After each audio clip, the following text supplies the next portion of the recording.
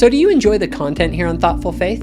If so, be sure to hit the notification bell. This ensures that our new videos show up on your feed. Also, be sure to check out our Facebook group called Thoughtful Saints, where myself and others discuss the sorts of topics found on this channel. And lastly, if you think other people would benefit from this video, please be sure to share it.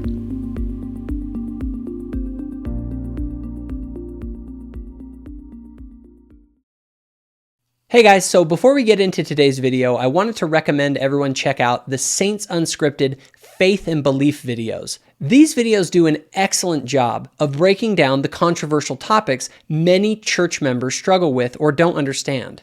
David Snell is a legend. Hey guys, welcome back to another episode. Today we're going to talk about the relationship between the Latter-day Saint Temple Endowment and Freemasonry. We've got no time to... All right, polygamy episode. We're talking about some rather controversial issues having to do with race in the history of the Church of Jesus Christ of Latter-day Saints. The content is great, faithful, detailed, and perfect for anyone who works with youth in the church.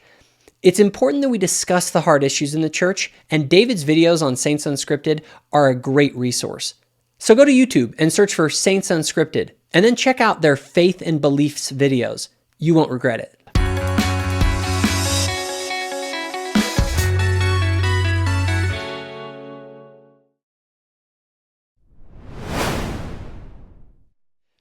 So in my last video, I explained why Descartes was right in pointing out that 100% rational certainty is not possible about essentially anything. So saying that you know something is really a statement of high confidence and not a statement of perfect rational certainty. With that said, this is a complex topic, and I'm still actively kind of exploring it. But in what follows, I will outline the best model I have found for understanding the nature of knowledge. Or in other words, the nature of what grants us legitimate confidence in saying that we know something to be in accordance with reality. As I have explored this topic and formed this model from a purely sort of rational perspective, I've been surprised by how many profound links it has to the doctrines of the Restoration. I have called this model of knowing a collective witness epistemology. How do you know that the screen in front of you really exists and is not a figment of your imagination?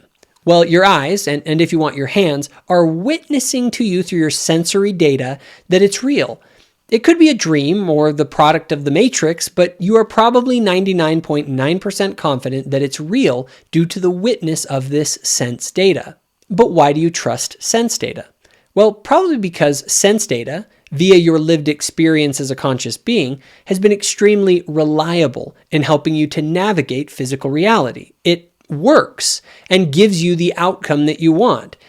When something reliably over and over delivers an outcome, we trust it as corresponding with reality. Let's call this the witness of outcomes, or fruits, maybe as we'd call it in the gospel. Now, how do you know that a person actually wrote these words and that they were not just randomly generated? Well, reason witnesses to you that only intelligent beings create organized systems of English language to convey coherent thoughts. It could be a monkey has learned English, but you are probably 99.9% confident that this is not the case here because of the witness of reason. Reason is a tool of logical inference based on experience with the law-like patterns of reality. How do you know that electrons exist? Well, you've probably heard trusted authorities witness that they are real even if you have never seen them or done the experiments yourself showing that they exist. This confidence in the real existence of electrons is built on the witness of authority. And it's honestly interesting how much, when you think about it, you actually believe based on authority rather than your direct experience.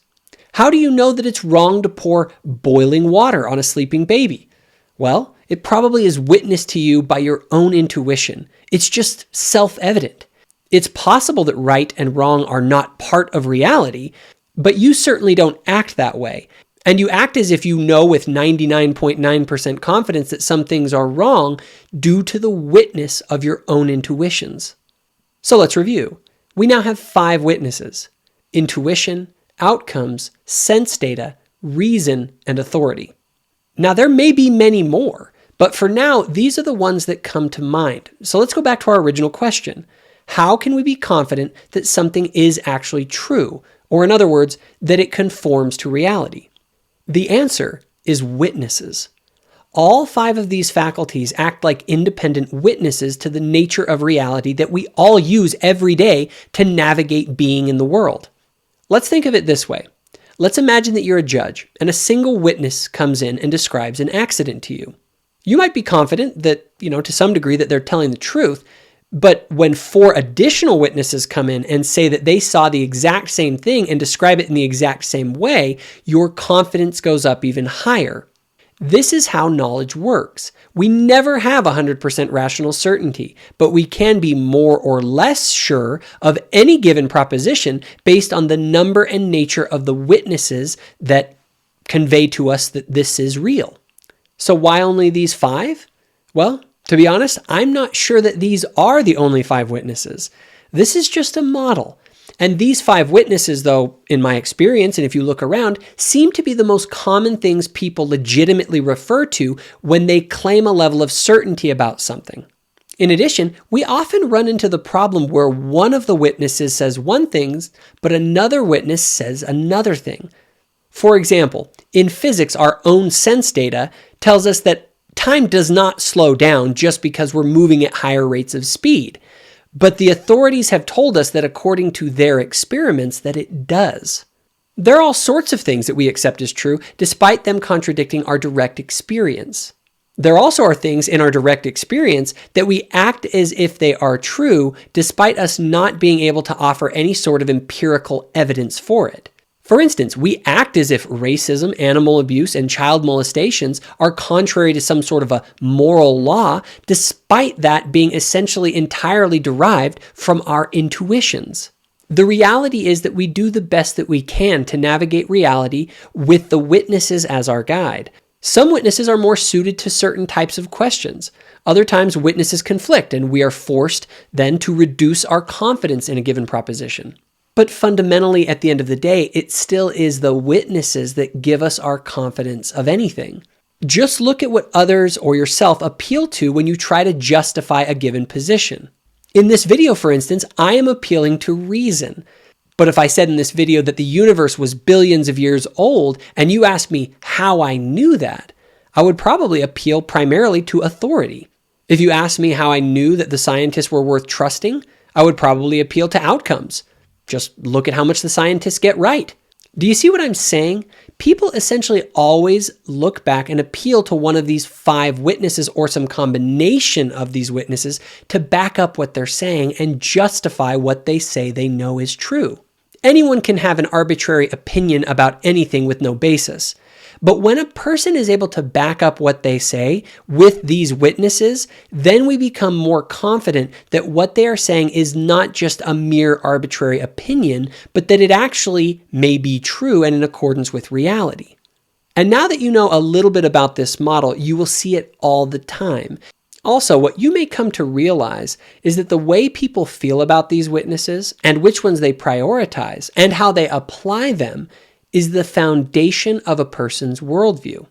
And this should make perfect sense, as these witnesses are literally the tools we use to map reality.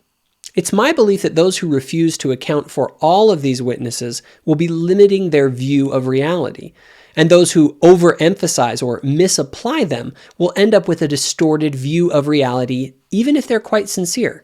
The point in this video is not to deal with every nuance about knowledge, but rather to argue for a model that frames our theory of knowledge, also known as our epistemology, as a series of witnesses that manifest to us the complex nature of the reality that we inhabit. I would be curious to hear alternative models, but so far it seems to me that unless one takes into account all the witnesses, that they will be missing something. It's as if they will have one eye closed to the full scope of the rich and textured reality that we exist in. In the coming videos, I want to explore some of the ways that these witnesses get misapplied.